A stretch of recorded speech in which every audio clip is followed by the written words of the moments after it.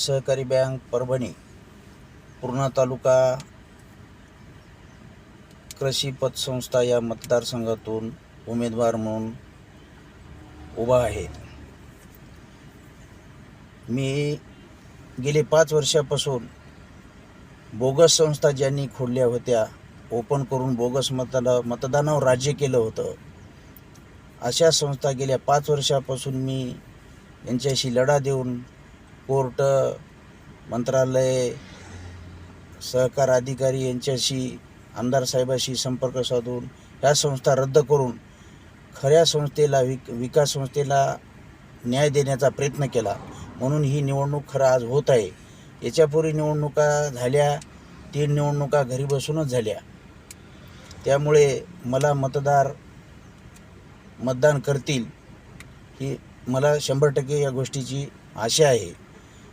माझ्या विरोधात जे उमेदवार आहे, खरं म्हणजे तो उमेदवारच नाही, तो दबावाखाली त्याचा फॉर्म मंजूर झाला, तो खरा उमेदवार अपात्र आहे, तो निवडूनच येणार नाही। निवडणूक माझी जीत आहे, मी उमेदवार म्हणून विजयी होणार आहे। यदा कदाचित दुर्दैवानं तो जर विजयी झाला तर तो अपात्र होणार आहे। सहकार कायदा 1960 कलम 73 क 2 मध्ये ती संस्थेचा कसूरदार संस्थेचा पदाधिकारी आहे। त्यामुळे तो निवडून येणार नाही। निवडून आला तरी तो काही दिवसातच अपात्र होईल अशी माझी खात्री आहे। त्यामुळे मतदारांनी मला भरभरून मतदान करावं। ही निवडणूक माझ्यामुळं लागली। भले बोगस संस्थेच्या जीवावर राज्य करणारा माणूस, बोगस मार्केटवर राज्य केलं, त्यांनी बँकेवर राज्य केलं, आज तो रिकामा फिरत आहे कोणाला तरी घेऊन। त्याच्यावर अशी वाईट परिस्थिती आलेली आहे।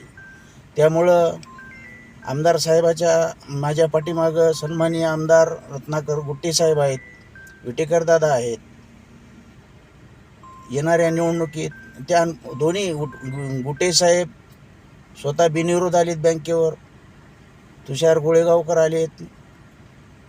मतदारसंघातली एकच पूर्णेची राहिली गंगाखेड मतदारसंघात। ही जागा गुट्टे साहेब तनमन धनानं कसे काय निवडून येते आपली जागा याविषयी सगळं प्रयत्न करून, सगळ्या मतदाराशी संपर्क साधून मला निवडून आणण्यासाठी अहोरात्र प्रयत्न करीत आहेत। त्यामुळे सर्व मतदारांना माझी विनंती आहे की मला जास्तीत जास्त ऑटो रिक्षा चिन्ह या चिन्हावर मतदान करावं येणाऱ्या रविवारी, हीच माझी नम्र विनंती।